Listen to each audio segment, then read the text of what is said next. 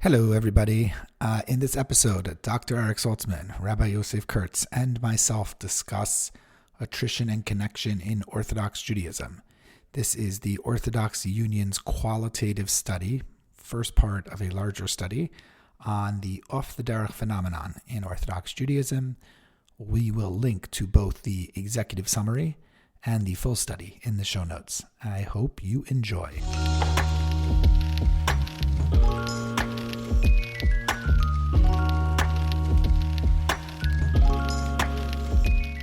I feel like we don't need to summarize this because there are these key findings. So I feel like we could just go through the key findings and kind of, examine each one. I wanted to talk to you guys about this in particular because you are, Eric, a doctor, and you're a wannabe doctor. But each of you, I assume, and tell me if I'm wrong, is doing the same type of study, meaning a qualitative style study where you're interviewing a limited number of people in greater detail, right? So I think that to me was what stood out most in reading this was what is the value of, what is this actually telling us, and how valuable is it? Okay, why people go off the derech. So I also liked that they went right to OTD for Off-The-Derech, because I was like, on this day, but I was like, oh, I guess that makes sense. Outfit of the day. We should clarify how Eric, you're off the derech. Yeah, but I was never on the derech, never on the derech, right? So you're still off. I guess I'm off, but then I've sort of been going adjacent to derech. Well, actually, here I'll show you a visual. But I started wearing this again for the first time in about 10 years or so. Is that a post October 7th thing? No, it's a Jewish star for those on the podcast who can't see. We're not watching on video. Not a video. didn't spring for that. Yeah. But sort of because there's something, again, not religiously but culturally, that has awakened. Yeah, I think so. That's interesting. But what do you think? What do you think caused that? I think just generally you and I spoke about this before, that it's if you were to go looking at it from an objective standpoint, if you were to look at the Holocaust and the lead up to it, and you see you're speaking to somebody in Poland in 1935, and you'd be like, well, what are you still doing here? They wouldn't have realized, you see how this can all be gradual things, and you see how this can start with protests, and then this can start with a shooting here, and Muslim guys trying to lure teenage girls into, whatever horrible misfortune or what have you. And that's just off the top of our head and close to home. So it's so interesting. It's so not far from the Holocaust, and our mindset is so Holocaust driven, right? From grandparents and stories. Is your family here originally, or did they come over? No one's here originally, but I'm saying pre World War II. Sort of. So my grandmother was born here. And she lived to, I think she was 107 when all was said and done. So, but she was full Canadian. Her husband, my grandfather, came from England. So that was a whole other time ago. And then my father's side was Russian and Polish. And they came before or after the war? Must have been before. Right. Yeah. Because I feel I didn't grow up here. I grew up in New York. But my grandmother had 5 brothers who were killed in the Holocaust. And it was just such a part of our awareness, worldview. Let's put it this way. This line is deeply ingrained in my understanding of the world. You think you're safe, but eventually they'll come for you, right? Does that resonate, Yosef? Yeah, I happen to. You're here for ever, right? Yeah, my family's here since the 1890s, but I was the only one of my friend group whose grandparents weren't European, so it was very I think I felt as an outsider almost I couldn't relate. We'd learn about the Holocaust in school, and everyone would talk about their personal stories, and I would just talk about how my grandparents were, chilling here in the 40s and, whatever. But they were literally chilling. But yeah, I definitely see Toronto especially did not have the community that exists today. I'm one of a few. I'm not a few, but I'm one of a small number that came before the war. The community is dominated by people that came after in Toronto. New York has that as well, but has a very large population that was there pre-World War II. Yeah. So culturally, just embedded into the American New York culture from before World War II. And here that makes sense that people would grow up in Toronto with that mindset. Like I remember, this isn't even so long ago, I was a teacher at the time, and I brought students to meet with a Holocaust survivor, and he just started ranting and yelling about how never trust the Germans, stay away from, and it wasn't about don't trust the anti-Semites, the Muslims, that it was just the Germans are evil. And it was like this, he was screaming it over and over again. It was so surreal and bizarre. Wow. Yeah. So why don't we do this? Because I think it'll be relevant. Like, why don't each of you just talk about your respective completed dissertation and progress dissertation, what you guys are focusing on? Because I feel like you're adjacent to this Off-The-Derech topic also. Yeah, just before we do, can I just ask Yosef, because you're like being a Toronto Orthodox individual, like, and again, Hillel and I have spoken about this before, but like to me, there really is no like Canadian Jewish identity, right? It's all sort of like a Parev version of an American. You know what I mean? I have like something to add, but I'm curious what Yosef thinks. Yeah. So you're asking, do I feel that there's a Canadian Jewish identity? Yeah. No, because I mean, the study we're going to talk about is American, because they probably wouldn't do a study like this in Canada because it's not like relevant. Did they include any Canadian schools? I believe so. Listen, the Moshe Krakowski is my committee chair. I believe he told me that there was one or two Canadians in the study, but I don't remember. I'm curious if it says it anywhere. Funny, because I wonder, like, my assumption going in is that the experience of going off the Derech for a Canadian Jewish kid versus an American Jewish kid is not all that different. Although I still think there's something to your question about Canadian Jewish identity versus American Jewish identity. I think it even existed when I was a child, and I don't think it exists today. There has been such you could say it's social media, it's the camps, it's the Israel programs, the yeshivas and seminaries, the amount of students today who end up in YU, which is related to your study, stay in Israel. There is such a mixing today between Toronto and the other North American Jewish communities that Toronto has lost its identity independently. I think when I was in high school, we were different than your average. How would you describe that difference? I mean, we definitely like. It's a good question. Let me think about it. It's something that it's hard to put your finger on. No one today, even like, you just look at the clothing that the kids wear is a lot more American. They're all much more influenced today by what their peers are doing through social media. They see it. And I think that. Were you did you have like specific Canadian clothing? Roots in the like 90s? Yeah, you just wore roots every day? I don't know if we wore roots every day, but we didn't know what was going on in America. So kippas rugas, for example, right. We showed up in yeshiva, and all the Toronto kids wore kippas rugas, and a lot of the Americans did not, even back then. Today, nobody does. Like, right. A handful. This is like the knitted kippas versus the velvet ones. It was like, so just in terms of style of dress, but we were very proudly Toronto Canadian. I don't know how to. So I'll tell you what I observed living on the Upper West Side. I mean, obviously I was from New York, but I happened to be even before I met Rachel, I happened to be friends with some Canadians, and Canadians always gravitated towards, or Torontonians rather, I should say, always gravitated towards each other. In YU, they hung out together. When we moved to the Upper West Side, they always were sort of close. There was sort of this like... Oh, is that like an expat kinship thing?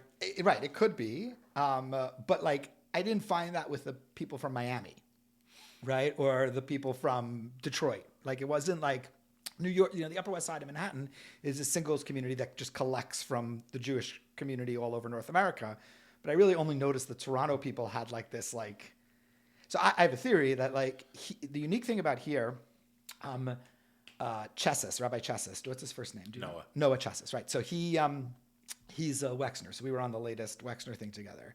So he was assistant rabbi at Shari Shemayim for a couple of years. And he taught in B'nai Akiva schools. And he taught it, right. This is before my time, but he taught it at BAS, right. So he said to me that the first Shabbos meal he went to in Toronto, there were 3 generations at the Shabbos meal. And he was like, wow, this is so cool. There are 3 generations at the Shabbos meal. And then he quickly realized, like, every Shabbos meal he went to in Toronto, there were 3 generations at the Shabbos. Now, obviously not everyone, but like there's multi-generational families living in very close proximity to each other.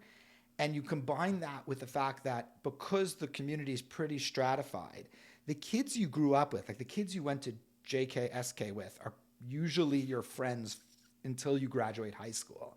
Like there's a unique camaraderie that gets built and like closeness in Toronto, whereas in New York, it's entirely possible, first of all, that wherever you live, there's 5, 6, 10 elementary schools, right? So the kids who live on your block may all be in different schools, right? Then everyone's going to different high schools, right? So, and people travel. So you could live in Queens and go to high school in New Jersey. It's possible, right?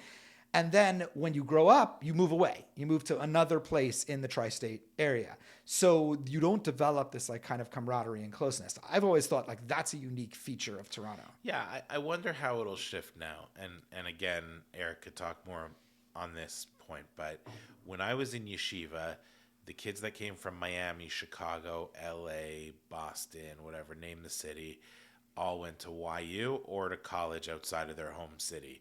Very few kids would go back to their city and commute to go to a commuter school and live at home. All the Toronto kids, from my graduating class of 30, I believe 23 of us ended up back in Toronto after yeshiva. 19 of us in York. So we were all in York together. Today, that's not happening anymore. No, it's not the same. And so they people go to YU, people stay in Israel. A lot less people are coming back and living here. Part of it is the expense of Toronto real estate and Toronto lifestyle. And there's, limited options here when it comes to housing. But I'm curious how that affects the culture in terms of, the Off-The-Derech. and just the generational relationships. Like, people in Chicago ended up in YU, and then they might go back to Chicago, or they might end up in Fair Lawn, New Jersey. And that didn't used to happen in Toronto. It was pretty. I'm not going to say guaranteed. You either made Aliyah or you ended up back in Toronto, which was almost everyone back then.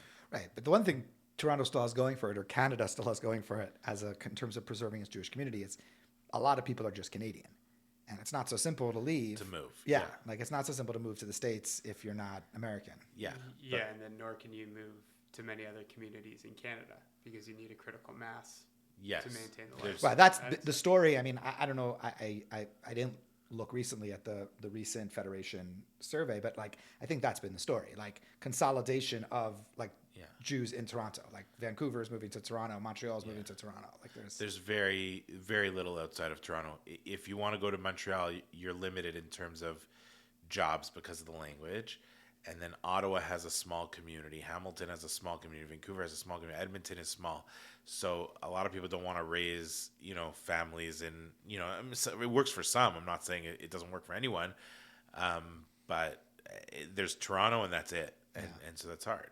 So Chaviv Retter Gur has this class that he did where he sort of contrasts the Israeli identity is really built on the they're coming for us, right? And the only place you can be safe is in your own country. Yeah, and the American Jewish identity is really built on this idea of you can actually achieve an Americanism as long as your Judaism is something you practice in private. You can practice it freely. As long as you're a loyal American citizen in sort of the public sphere, then this is you will always be seen as American.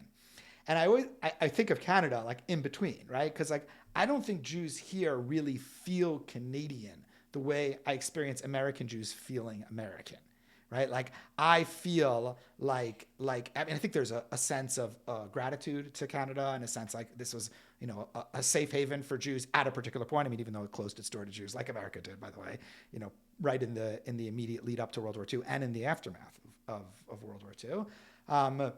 But at the same time, the Jews who got here, the Jews who were here, were able to sort of integrate and be prosperous and so on. So there's that sense of appreciation, but there isn't a sense of Canadianism. If your dual loyalty was called into conflict, right? Like, where would you side? Would you be with the Jewish people, right? Or would you be with your country? And I don't know, like, what do you guys think? Like, where does like Canadian Jewish community fall?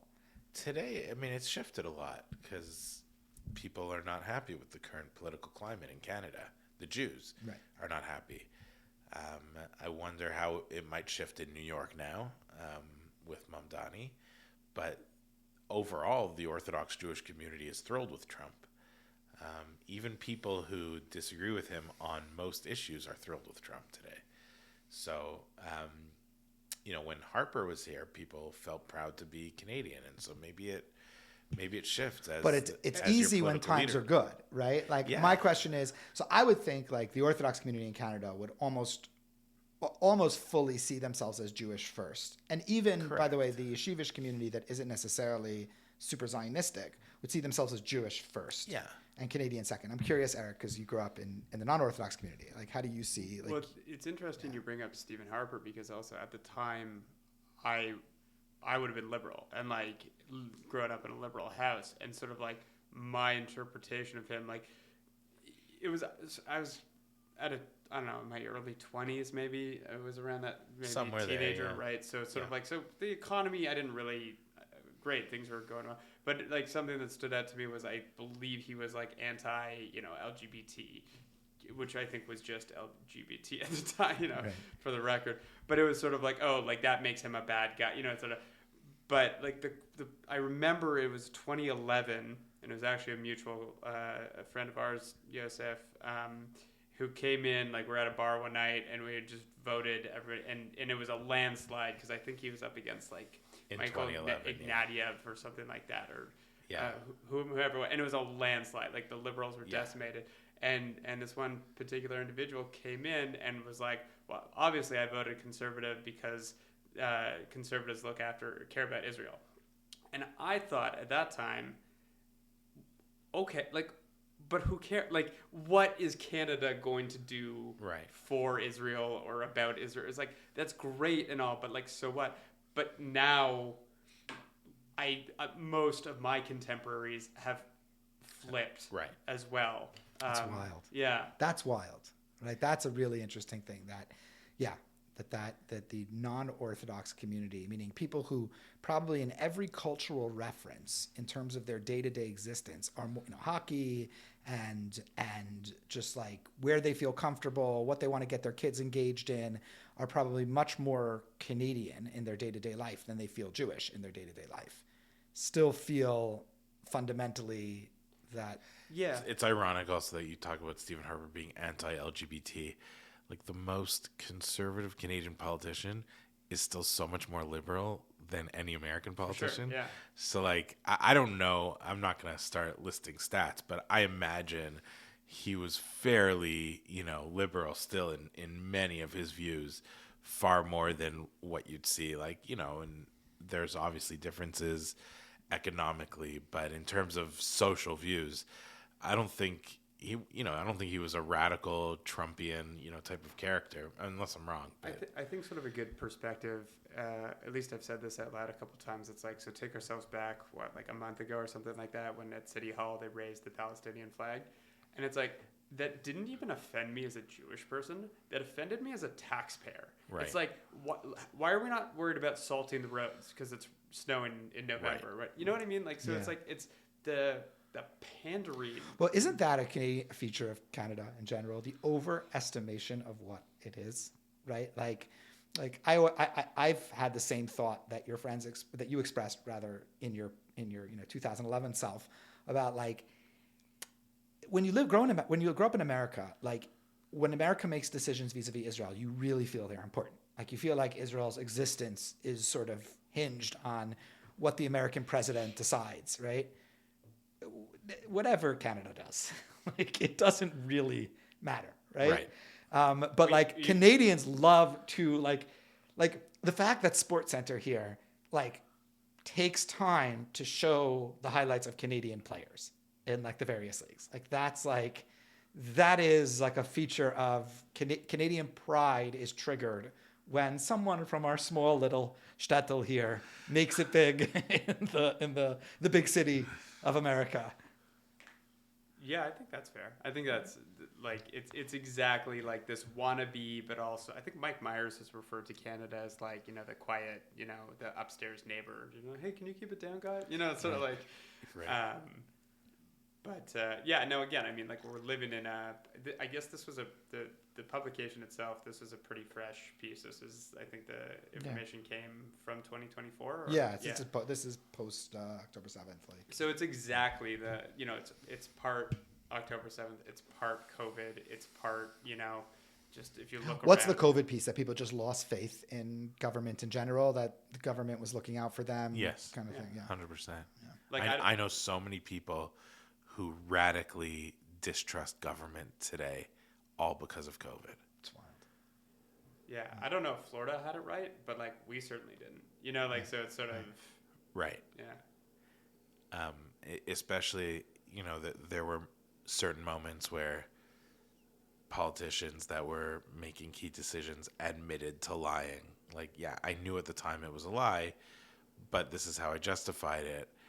And it could have been about something trivial, but then people immediately like, well, I can't trust government about anything. It's an interesting existential moment that we as society are facing, and the study is asking individuals to reconcile with like feelings that they either got past or didn't get past. But like this, you lived a life, you now live a different life.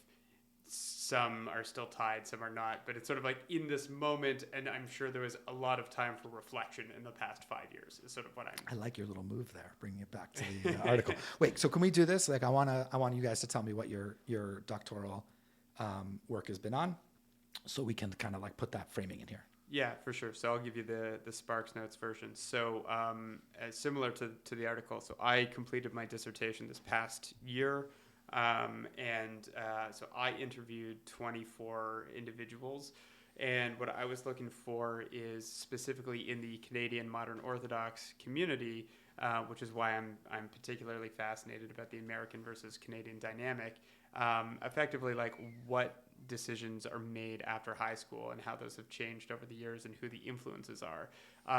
And sort of largely what I've come to understand is that like the community at large, sort of big C community, perpetuates this idea that you graduate and you go to Israel, and anything else is like other than or like lesser than, regardless of if it's the right decision for you. So, and the fact that at the end of the day, you get your return on investment, you know, financially, emotionally, you know, probably going to find a marital partner, probably, you know, when we sort of tie it back to the shidduch dating and things of that nature. So with the caveat being that like this is not an inexpensive journey to go on, and then ultimately I guess what we were talking about earlier about like contrary to Yosef's experience where most would return here afterwards, well now most are not in like really like majority numbers, and those who are. Did that come out in your study or Totally. Yeah, I mean, at least like the latter participants, right? So the window that I did was 20 graduates of 2015 to 2024. And so you sort of see it a little bit different in 2015, 2017. Like it was still, you go for a year, you have a good year. It's, you know, the be all end all, and then you come back and it's, you know, back to reality and life like that. But now it's again, like in greater numbers and in greater sort of, the institution, the community, the Rabbi, whoever it is sort of like, if you're not going to Israel, then like this would entirely lead someone to say, well, I can't, you know, I guess I better go off the derech then because this isn't quite for me. And so that, I guess in a nutshell, that's what I uncovered. Yes. So my doctorate is not completed. I'm finished with my coursework, but I'm still slowly making my way through the research. My intended research that I've started is to study the effect on religious transmission of parents who create positive experiences around davening, prayer, and learning with their children at a young age. So meaning if a parent creates a positive experience around the around davening with their kids or learning with their kids or other religious rituals, what effect will that have on them maintaining their parents' religious outlook into their 20s and 30s? The hypothesis being that it's a big factor. There's a lot of Christian research done on this topic, that if you want your children to go to church one day, you need to be consistent and sit with them in church, etc. Obviously, there's very large nuanced differences between the Christian and Jewish religious rituals, but my contention being that it's extremely important to create those positive experiences. My intention is to interview groups of students. In my proposal, 3 groups, but 5 students who, I say students, but I mean 5 young adults who identify as being equally religious to their parents, 5 who identify as being less religious to their parents, and 5 who identify as being more religious than their parents, and kind of explore reflective interviews on what that relationship was as a child, positive, negative, how that manifested. Okay. So you guys have good perspectives on this. So the OU study is interviewing only people who've gone off the derech, right? And that's, I think, 29 people. There were 29, something 29, like that, yeah. in the study. So each of you have familiarity with this sort of like qualitative research ideas. Let's just like go through the key findings and reflect on them. Key finding number 1, the seeds of leaving are planted early. The pace of departures varies, right? So this was the idea that it's not like, I think Yosef and I probably shared this experience when we grew up, like as educators even, like there was so much stress put on the year in Israel. Like this is going to be like the thing that either solidifies their religious observance or sends them off the derech. And it seems the study is indicating now that, really people are deciding much earlier than after high school, whether they're invested or not. I don't know. What do you guys think? Yeah, I think that, maybe we could bring our boss, Rabbi in, who I think his doctoral dissertation was about the year in Israel and the effect that it has. I think it's hanging on his wall somewhere. But interestingly, in terms of the seeds being planted early, that's the nature of my study, looking at the formation at a young age and how negative experiences at a young age could cause someone to have those seeds planted.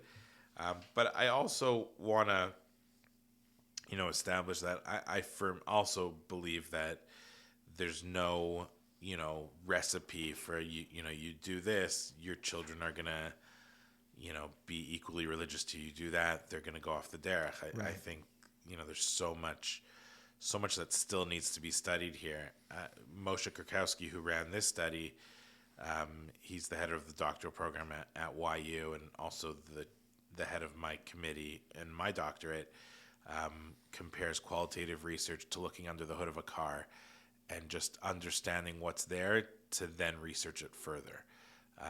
So he did this research, and I also had the chance to sit down with Rabbi Hauer, the Zichrono Livracha, the former executive vice president of the Orthodox Union, whose big passion was commissioning these studies, and this was his idea to explore this and to study this, who also talked about how this is just the beginning of their research into this topic, and the next step is going to be to do a massive landmark quantitative study to explore these ideas further, but that this study is just going to allow them to understand that, the seeds are planted early, so let's explore that more. Let's explore what those seeds are and how to address them.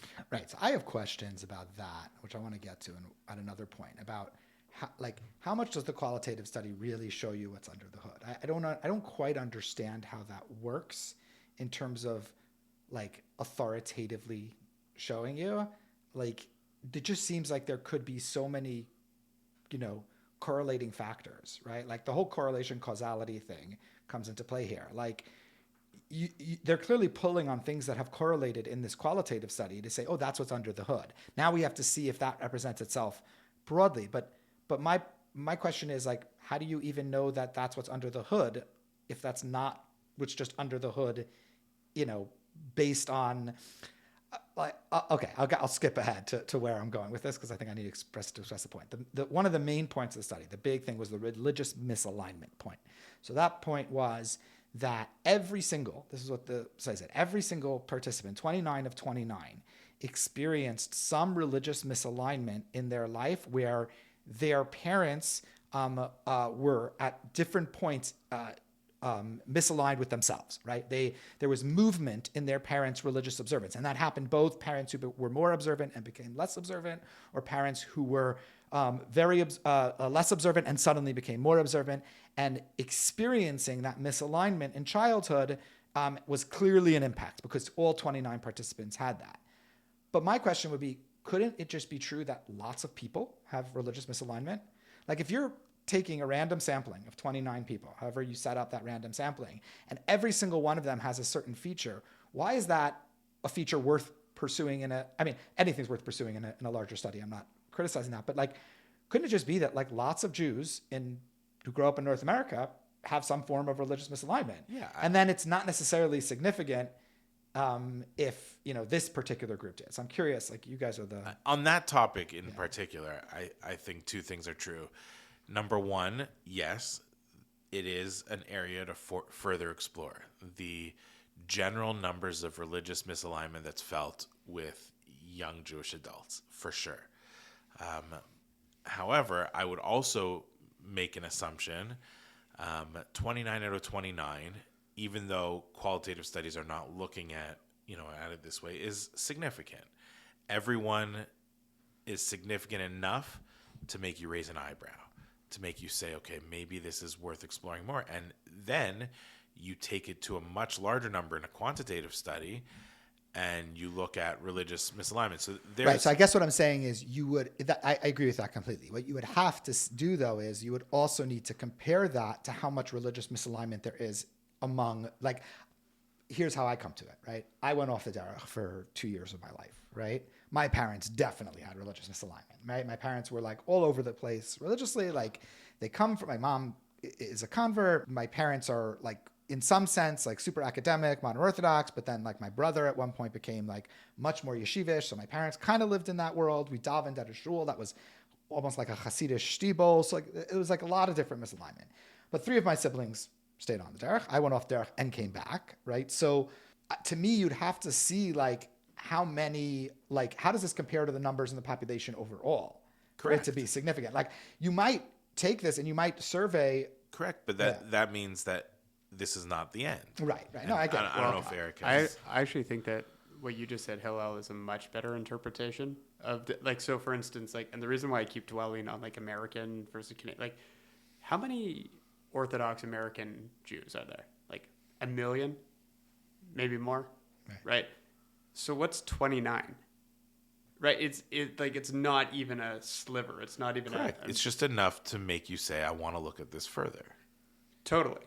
I mean, again, I think also too, it's a generic idea, right? Like, misalignment is a very broad concept. Now they've outlined sort of like one parent thinking one thing, another parent thinking another, parents think one, kids think another, kind of thing like that. But like, largely, I would strongly look at a grain of salt of any of these sort of findings, just relative to sample size versus, and also like, where the population of the sample is coming from, relative to like total. Sure. Yeah. But they're saying they're going to do more. So that's like that's their, they're very upfront about that. Like I heard Kurkowski on the Shufkin's podcast, right? And that's the idea. I just think like my correlation causality thing like always just like goes up. Like there's just a lot of movement in the Jewish community, like in general, and lots of parents have it. So is that really a causal factor or not? I mean, so we'll see. I guess we'll see what they come up with. Yeah, there's a very large study that was done by Scott Goldberg, who's the, let's say the quantitative guy at Azrieli, and he did this massive study on Jewish teenagers, And it would be interesting to take that data and look at teenagers' religious. I don't know if anyone has. Like a lot of research has been done on this study. Most of the people who graduate with Israeli doctorates today are doing quantitative studies based on Dr. Goldberg's research. Not everyone, but a lot. That's an interesting. Yeah, it's called the finding. Jubilee study. Okay. And just, it asked so many questions to so many different teenagers that, you could just say, okay, has anyone looked at, point A versus point X? And no one's looked at that before, so I'm going to do my doctoral research on that. But I'm curious about, religious misalignment in that study. And then eventually in this, when this study goes and interviews and surveys 2,000 people, what that uncovers. And Right. I'm just curious if they'll do like that correlative thing. Most educational research that I've come across ends with, okay, this is stuff that we want to explore further. Right. And I would say that you've identified an area that, okay, let's explore this further. I'd be interested to call Dr. Krakowski and get his take on your question, because that's an interesting question. I don't know if it's addressed that you've read the study thoroughly in detail. No, he doesn't get into that.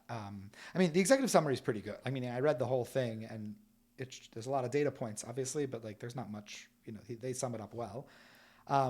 Let's talk about like what resonates. So going back to this, seeds are planted early. Like, does that resonate with you guys? Like in terms of your experience, in terms of what you've looked at, the students you've spoken to.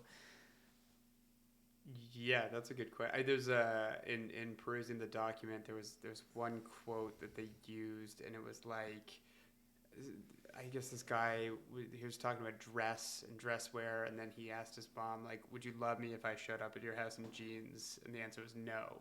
And it was like, oh, that's interesting. You know what I mean? Like, and that's outside of even like marrying a non-Jew or someone who's reform or conservative, kind of thing like that. So I think I found amongst my participants that like certainly there were individuals who we really have to, and I outlined that like I focus on modern Orthodoxy, but Orthodoxy religion, it's such a spectrum, right? So you're sort of, and then at our institution, which is where I drew participants from, is really like that's quite a hodgepodge of, depending on feeder school, depending on parent, depending on, sort of maybe they're newer to the country or things like that. And I also started to then find quite an interesting divide between like Sephardic and Ashkenaz. Could you describe that?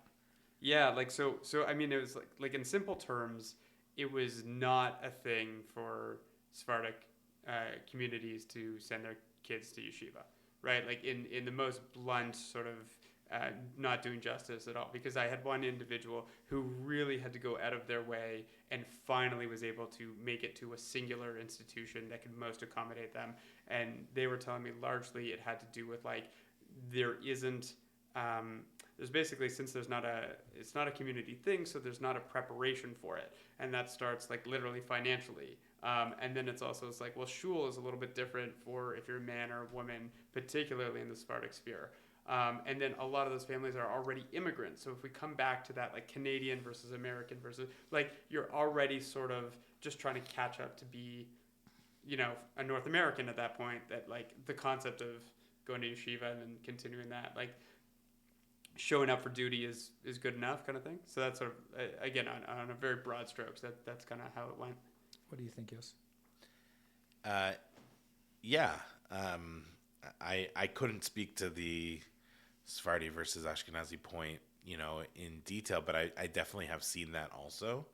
No, what do you think? I'm asking about this like larger point. Like, are this like the kids that all your NCSY work and whatever? Is this like kids who are go off the derech? Is this an early thing?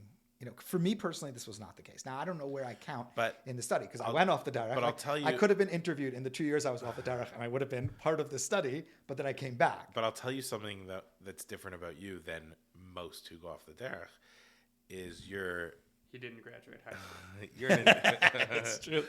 You're an intellectual.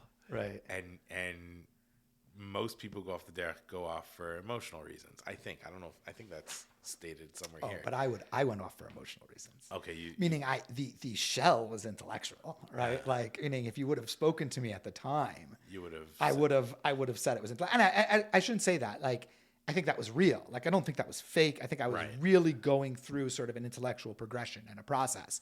But like, what I have come to learn about myself, years later with lots of therapy and reflection and so on, is like, there was obviously emotional drivers there. So, when Dr. Krakowski told me about his process interviewing these people, one of the things he spoke about was every person who came in to the interview had their version of why they went off the derech, and most of them, as their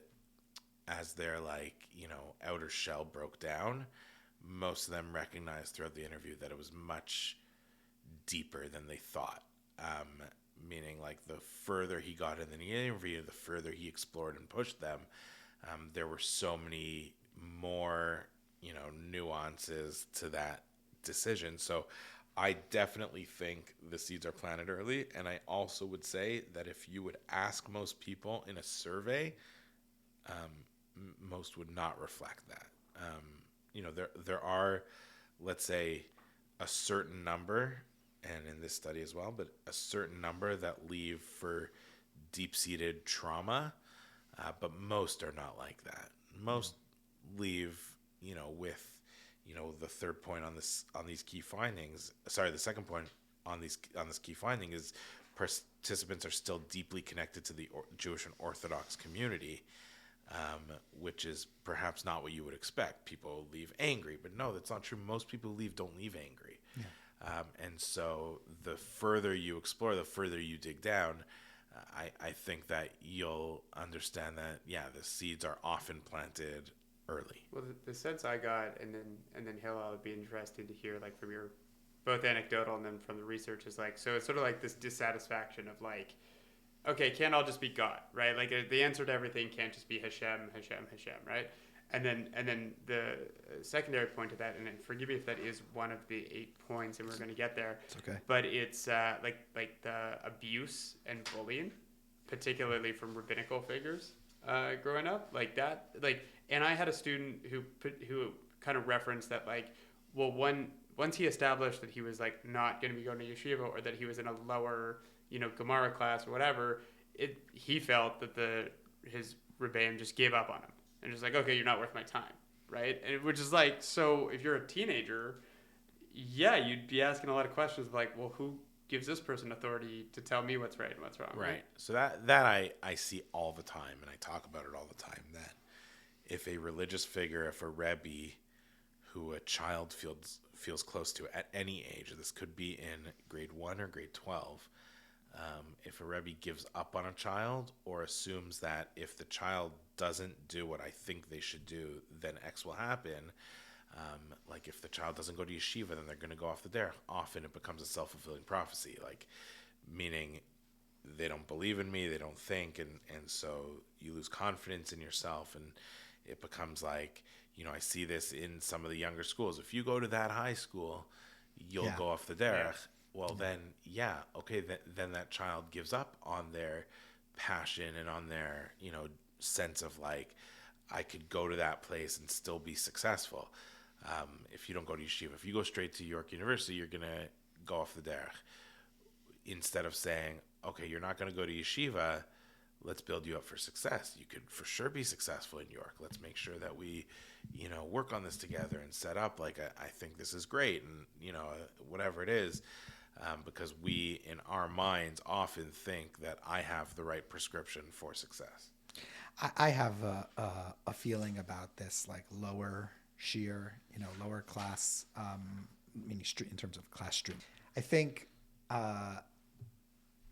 there's no real, in Jewish high schools and Orthodox Jewish high schools, there's no real methodology for teaching skills to lower shiurim, to like lower Gemara classes, right? So it's like the typical way you see it is you have your high Gemara classes, and they're pretty, they have the most academically inclined students, and they're fairly skill focused, and their sort of, orientation is to prepare students to learn at a high level in yeshiva.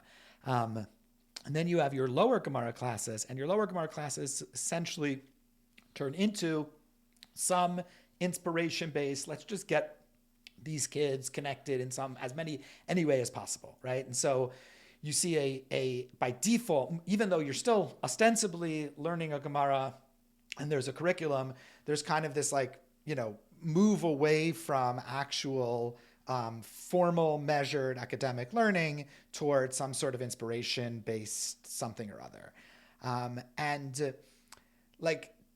That doesn't, as an educator, that doesn't seem to be the way learning should work, right? Like, learning should work that you can build skills at a small, slower level, or you can build skills at an advanced level, but you could build skills, and the process of acquiring those skills should be rewarding. But it doesn't work that way in the Orthodox Jewish community. It's like students in the higher classes are excited to build the skills, right? But students in the lower classes have, if you start with skills, they're done. Just don't. This is way too dry and boring. And to the extent where the teacher then feels like, I'm going to lose my whole mission here. I'm trying to engage these kids in their, Jewish identity through learning, and I'm killing them because I'm trying to get them to acquire skills that they have no interest in acquiring. I have thoughts on this, but I'm curious what you guys think about that. It's funny. I'm not sure if this is directly related, but at graduation last year, I was talking with a couple graduates, and I was sort of just being like, "All right, great! You got your whole life ahead. What's next?" And they're basically like, "Yeah, we just want to get married," because These were girls or boys? They're girls, and it was because story checks out. As I understood, they were just sort of because you sort of can't do anything as a single, it's sort of and that was the way that they viewed it. And so it was sort of by getting married and then having a family, that was accessing the rest of their lives. I mean, it's not, that resonates totally. I mean, I'm sure it resonates with Yosef, but it's crazy that's the message. I graduated high school, and it's like someone pushes pause on my life, and I'm in a limbo now until I get married. Right. Yeah.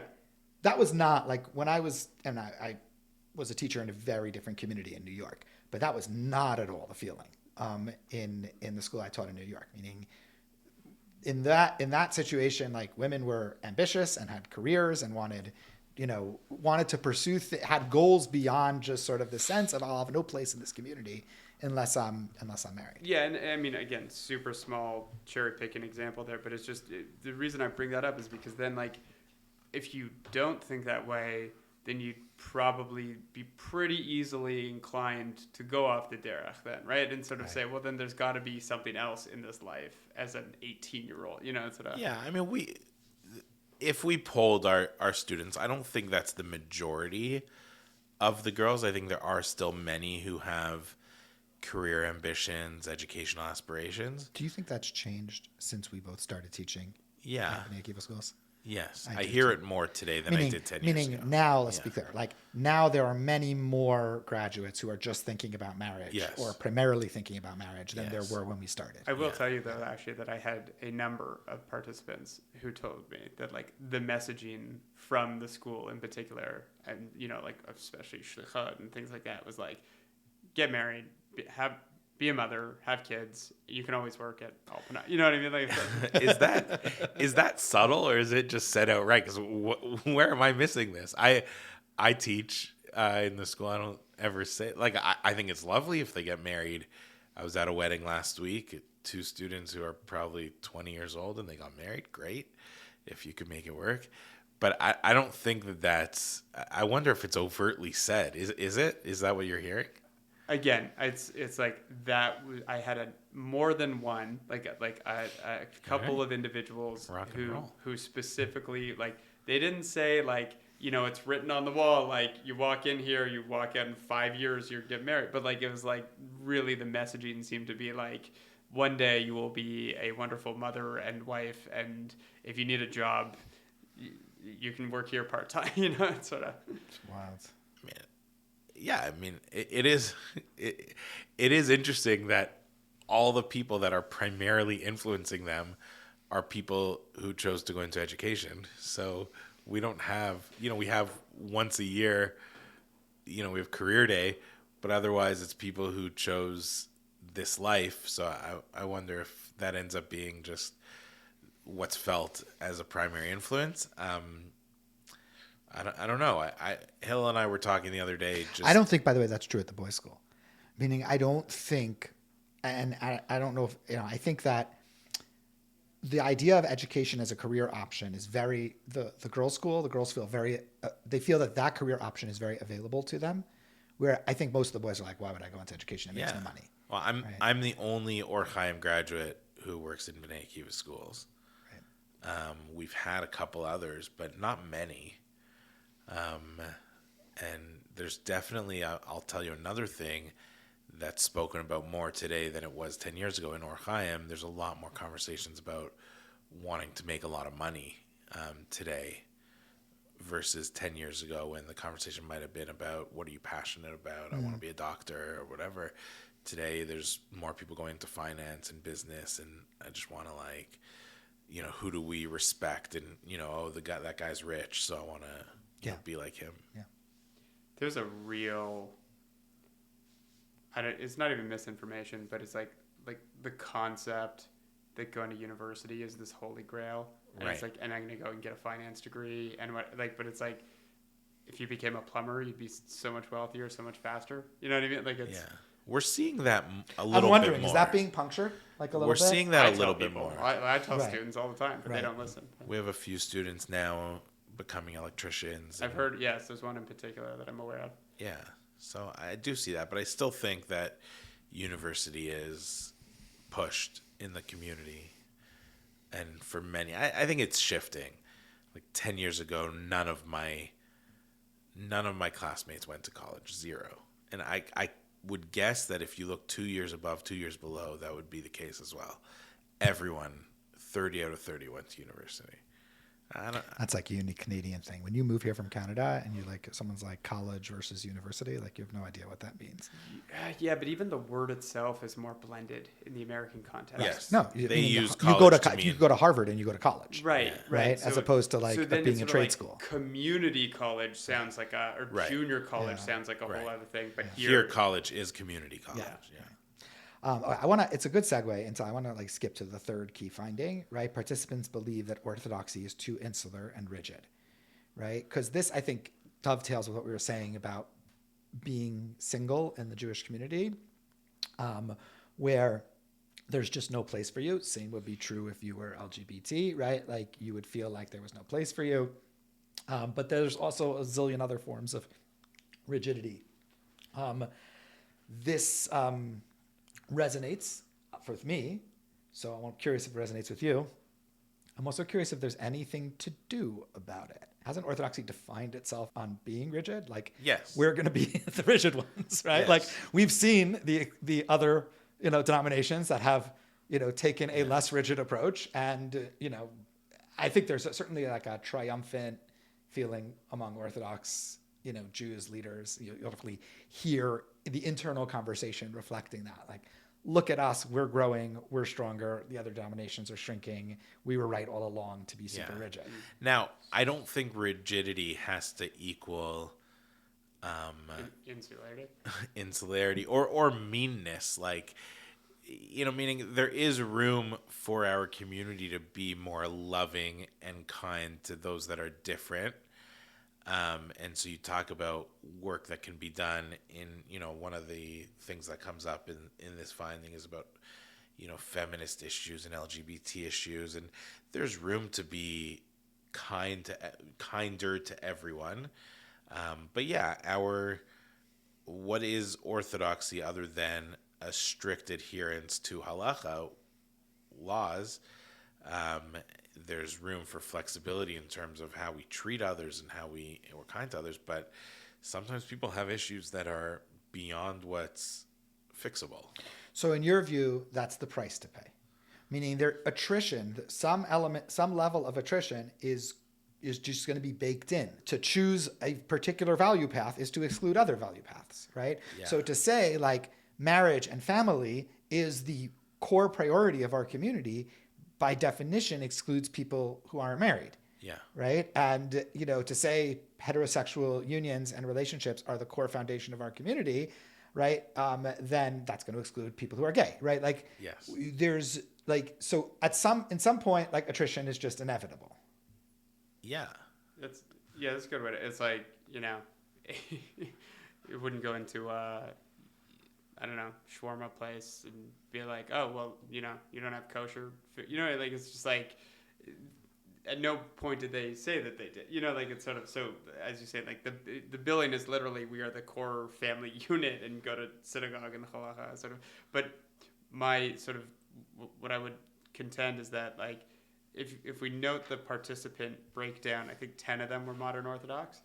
And like, again, as an outsider, I can say this much more flappably, but like, fundamentally modern Orthodoxy is an oxymoron, right? Like, so you can, and now it's becoming more modern than ever by virtue of things you were mentioning at the outside of the conversation, like the globalization, the social media, the things that are keeping you connected to the modern world as opposed to keeping you grounded in the Orthodox world. That's so curious to me. So you see modern Orthodoxy as an oxymoron. I think a lot of people would agree with you, right? And again, that's me being very glib about it. Yeah, and let's like be clear. It's a label, right? And so when I was in Yeshiva University, there was this the Commentator, which is the Yeshiva University student newspaper, which at the time was an really excellent student newspaper. It might still be. It's just not evolved anymore.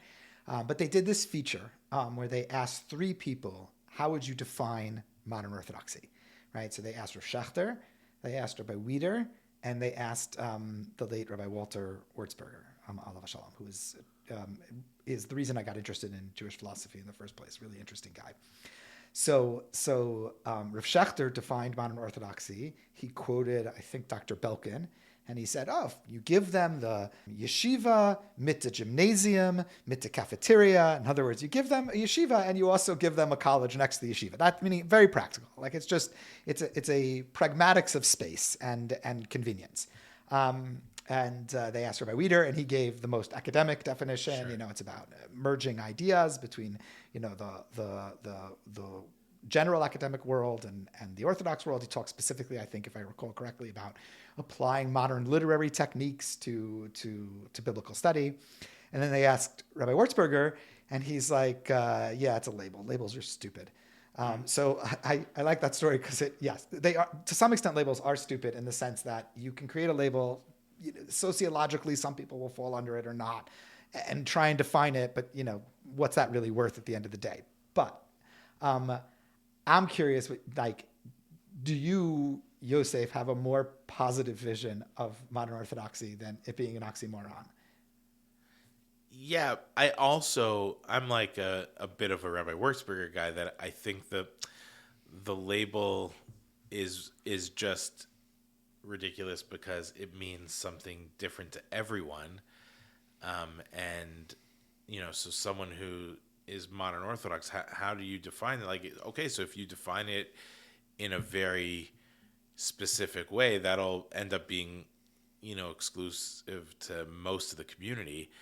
But I don't think, I believe that in the end of the day, everyone who is in the Orthodox community, I hope the goal is to gain a closer relationship to Hashem. How do you do that? So there are challenges in this world, and that you could block out and completely isolate, all your challenge, block out the entire world. Do you define? Sorry to cut you off. Do you define Orthodoxy as wanting to gain a closer relationship with Hashem? Yeah. That's so to me, that's really interesting, because that, I think, is much more the way dati is defined now in Israel. Like, someone who would call themselves dati would say, that's my orientation. My orientation is to gain a closer relationship with Hashem. So Omar Adam, right, who's an Israeli singer, puts on tefillin every morning, and since October 7th has been Shomer Shabbat, so he is, in that sense, sort of dati oriented, right? Sure. Whereas in North America, I think it's much more, I don't want to say halachic, I want to say like sociologically halachic. And I'll give you my example of that, right? So I call this the Kaddish test, right? So what makes an Orthodox shul Orthodox, right? Is if you took the most religious person who lost a parent and is saying, you know, they're in their year of Kaddish, right? And so they want to attend a minyan and they want to say Kaddish. What shul would they go to if they were stuck and this was the only mincha minyan available?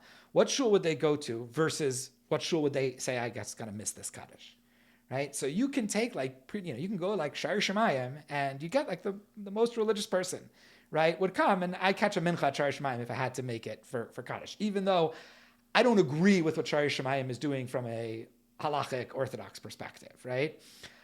But would I go to a shul that had a female rabbi or a rabbah or something like that? And if the answer is no, then that shul could call itself Orthodox, could say I'm open Orthodox or I'm whatever. At the end of the day, you get judged within the label by your most right flank and whether they're willing to do these sort of halachic sociological things. I think that there's so many things that take us on detours from the ultimate goal of gaining a closer relationship to Hashem. So what I mean by that is like,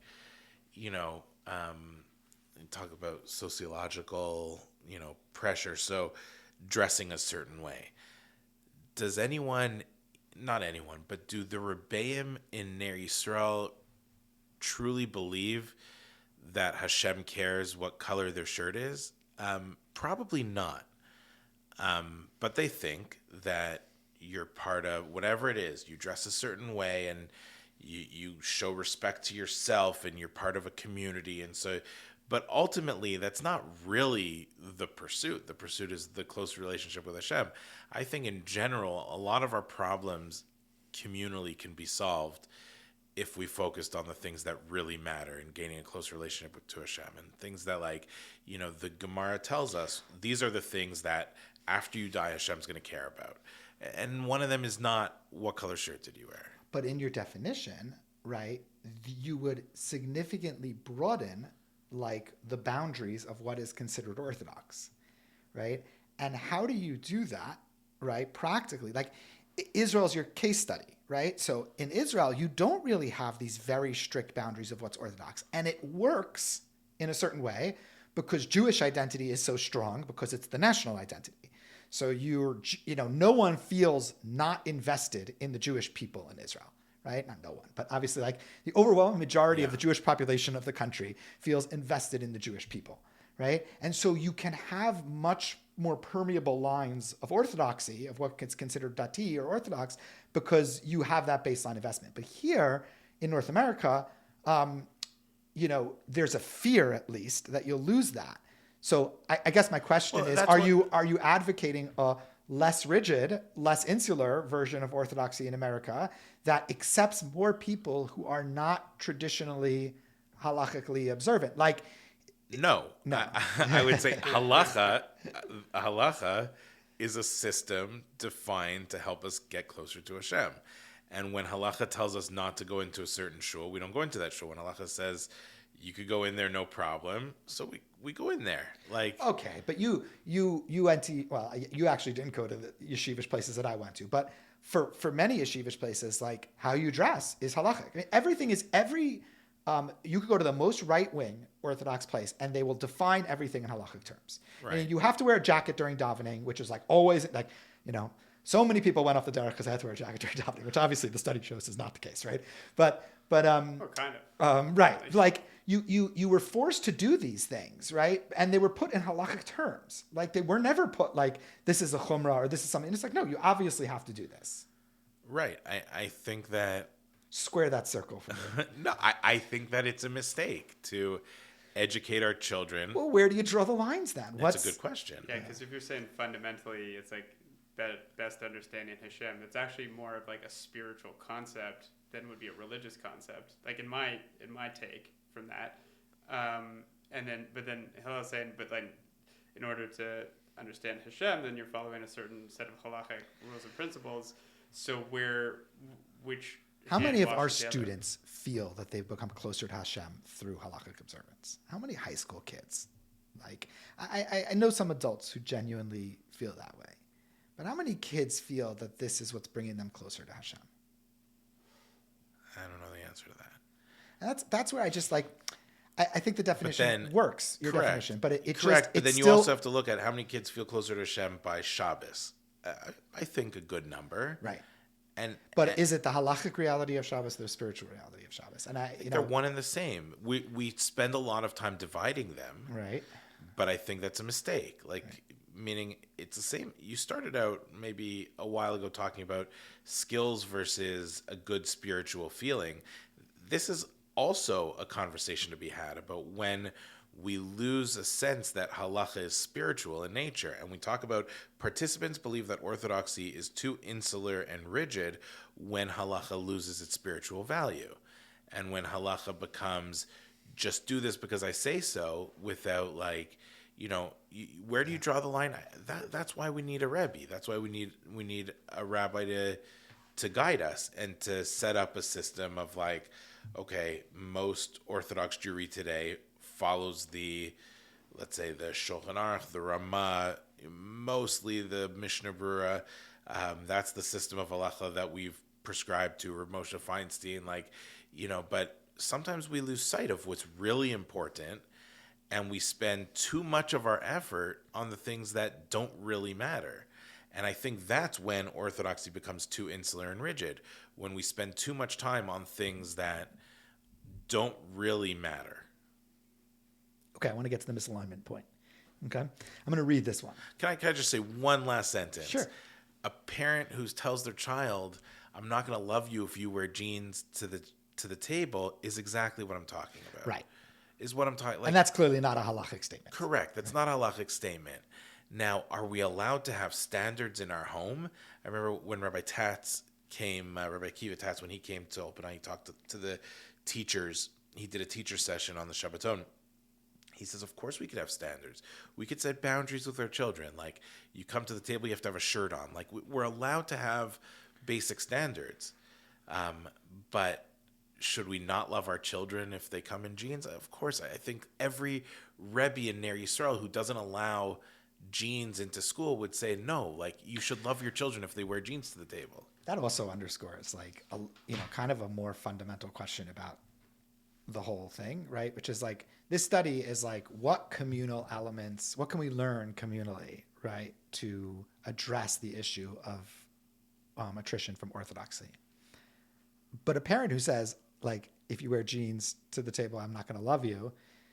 I mean, Megan, I don't know if like we're not looking at the actual study if that was the exact quote, but like, that's a psychological emotional problem, right? Like, that's not like that doesn't This is bad parenting. right. Yeah. It's just like, that's a really really horrible thing to do as a parent. So like, how much is that like what we need to learn as a community versus like just be a good parent and like don't condition Right, your love on anything. But let's also talk about a Rebbe and a student. Like a student shows up in jeans to a yeshiva where that's clearly not allowed. The Rebbe Has two approaches he can take. but meaning like the school's allowed to have standards. This is our dress code. But are you gonna love the child? Are you gonna explain it to the child? Are you gonna try to work with the child and explain Right. and say, I'm always here for you, I love you, but these are the standards we hold in this institution, or say, oh, you're a guy, you're a shagets, get out of here with those jeans pants. Like there's two approaches. And I think that's where people get the impression that orthodoxy becomes too insular and rigid. Okay, let's talk about misalignment. So here I'm reading from the executive summary. The most significant element of the disconnection to emerge from our interviews was various forms of religious misalignment between different elements of the participants' lives. Fully 100%, bear in mind 29 of 29, of the interviewees described serious misalignment of this kind while growing up. Examples included parents who had different levels of religiosity, parents who experienced a quick change in religious observance, and families that were either more or less religious than their schools or communities. Participants described having to shift their religious identity depending on the context or else stand out as radically different. Right. So, what do you guys think? does this resonate? Not. Yeah, I mean, not like with me personally, but like in terms of individuals I spoke to, like take the families doing a quick change or something like that. So there was one student I spoke to where he himself grew up in an Orthodox household, but he had 3 older siblings, all of whom were born, and for at least 10 years, they were living in a secular or, conservative style house. So, it's not like that aforementioned pathway of going to yeshiva was written in stone, and sort of they didn't grow up going to Jewish day school. So you're getting influences and actually to our earliest point of Yosef, like sort of which of your siblings you ended up being most close with, like the resulting impact of a 15-year age gap or a 10-year age gap could be pretty significant, like in terms of in both ways, either sort of going more Orthodox or less.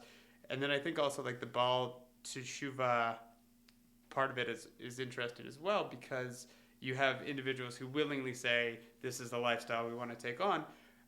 And I had some individuals who sort of like, now they kind of, some are more, some are less, but like they sort of identified that like some things that their parents thought to do were more of like, this would be better seen within the spectrum of the community. Like, so it's sort of like wearing a skirt on weekends or something like that. And it's like, well, we don't literally care, but like, this is something that you... Meaning parents were expressing this to their kids. Basically, like, keep up the apperences because we... And this was a turn-off to the kids you spoke to, or they were just reflecting on it? It ended up sort of being a thing looking back, do we call it... I mean, that's like all of us are high school teachers, right? Like, that's like the number one. Like, hypocrisy is like... The sensitivity to hypocrisy is like the number one. That's what I heard when you were talking about is the lack of authenticity in the...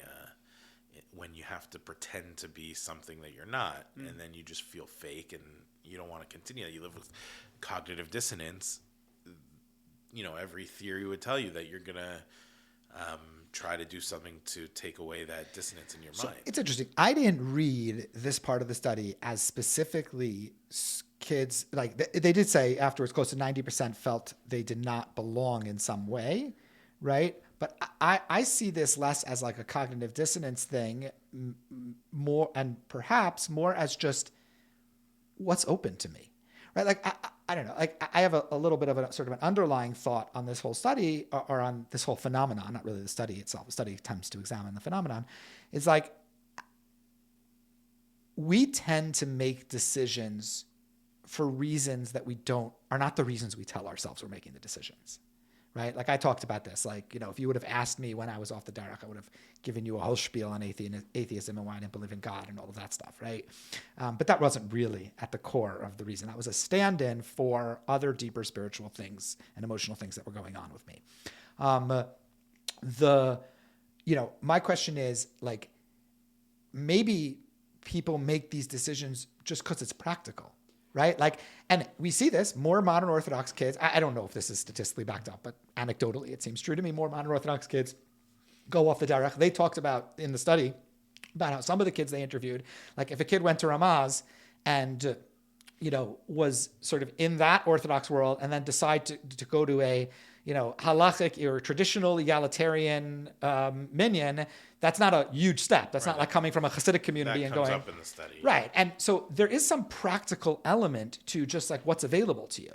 And so I think when you observe religious misalignment in your parents, or you see your parents make huge moves in either direction, it just becomes more available. It's like, oh, wait a minute. Like, you can make moves. Like, this isn't necessarily the path I need to go on or need to stay on because I just see lots of movement in my life. Right.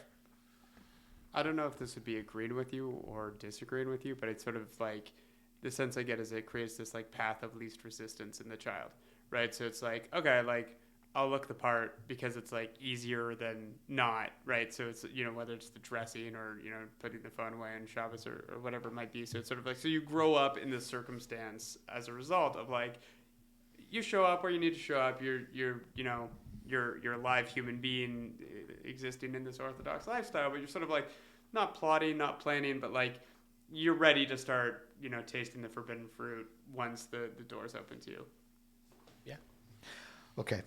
Sorry, I would also just say that like it's really interesting as a fan of stand-up comedy. Like it's really interesting if you listen to guys like Ari Shafir or Alex Edelman to hear their comedy and the like as in response to their Orthodox upbringings is like, it's fascinating because it's still so much a part of who they are, and this is their way of expressing the right. I mean, that's what Orthodoxy did, that the prognosticators in the 1950s thought would be the death of it, right? Like, the predictions in the 1950s were conservative Judaism was the future, that Reform Judaism was way too loose and would assimilate out through marriage, and that Orthodox Judaism was way too rigid.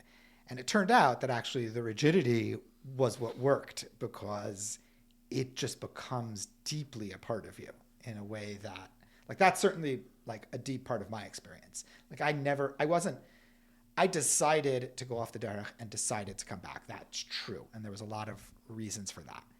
I also was not successful at going off the derech, right? Like, that's also a part of it. Like, it wasn't easy for me to do it, because I was just like, I still went to Shabbat meals and went to shul for Kiddush, because like those things were just part of my cultural understanding, right? And so it was just hard to distance myself from that.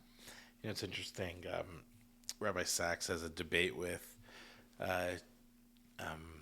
Richard Dawkins on it's a good one on YouTube, and at one point Rabbi Sachs brings up the advantage of having community through religious institutions, through shul, etc. And Richard Dawkins like pauses for a second and says, "You're right. Like, the atheist community does not have that, and we have to figure out a way to replicate that. But right now, like, that is a distinct advantage. Now, it doesn't mean you should believe in God. Like, Richard Dawkins, a staunch atheist. It doesn't mean you should believe in God. But it was a point that he said was missing from a family that's absent of like having that religious institution. Now, I'm sure there are many other ways to gain community, but I know that, like, let's say my wife's family has expressed, and they're very happy with the lives they live, but how cool it is that we'll go to a restaurant in Miami and I just know people there, and there's just people that, like, from different walks of life, because of the insularity of our community and how we've developed through shul, through friends and yeshiva, that like we just have people everywhere that we look out for each other, that we're friends with each other, that we like, we love each other. That is a, distinct advantage to the Orthodox community. Or if you're conservative and go to shul, every day or at least once a week, I think that'll exist as well. But absent of a consistent religious institution, it becomes hard to replicate. And I'm curious to hear your thoughts, Eric, on that. I think you're right. Like fundamentally, and I don't think in this context, but I know, like, for friends of mine who grew up going to church and being of lower socioeconomic, status, like, that was where they were able to do the programming and like have an experience outside of the school environment, right. And they weren't going to be able to go and play hockey and things like that. So I do think that is a major component, is like all of the available Shabbatons, or even again just the weekly community aspect or daily community aspect. I think fundamentally that is the win of religion, and I think that's like can't be overstated or taken lightly. Right. Can I ask you a question, Yosef? Do you think that, because you're both a communal rabbi and a high school rebbe, do you think that, like, let's say from when we were children to today, that the locus of that sort of communal connection has shifted from shul to school? Like, I think of like the rabbi I had growing up, who was like a larger than life figure. And, I worked at KJ in Manhattan, and Rabbi Lookstein was like a larger than life figure, but he's a rabbi of a prior generation. Like, I don't know that our kids see their communal rabbis in the same way, but I could be wrong because I'm just an adult now. So, right. And I think like they see their rebbeim in school much more in that way than, let's say, we did growing up. Like, yeah. So I don't know it's not in the key findings here, but one of the things Rabbi Hauer spoke to me about when we met was, and he actually said this twice. I'll tell you the two contexts. One was when he met with my doctoral cohort. There were 15 of us, and he was talking to us about this research, about how critical the communal rabbi is. In this study, it comes out in terms of the role that they play in people's religious transmission and development. And then Rabbi Hauer was flown in, I think about a year and a half ago, to meet with all the communal rabbis of Toronto. There was a rabbinic Yarchei Kala, and Rabbi Hauer said the same thing. He talked about this as well, the importance of the communal rabbi. I would have had the same assumption you had. 2 years ago, before hearing that from Rabbi Hauer, I thought the same thing, that it's so much less significant today than it used to be. And the high school Rebbe is so much more important, even into adulthood, than the communal rabbi. But it seems that the research shows that it still plays a critical role. I'd be curious to learn more about that, because I'm just right now going off of a couple. It was not only this study that it came out.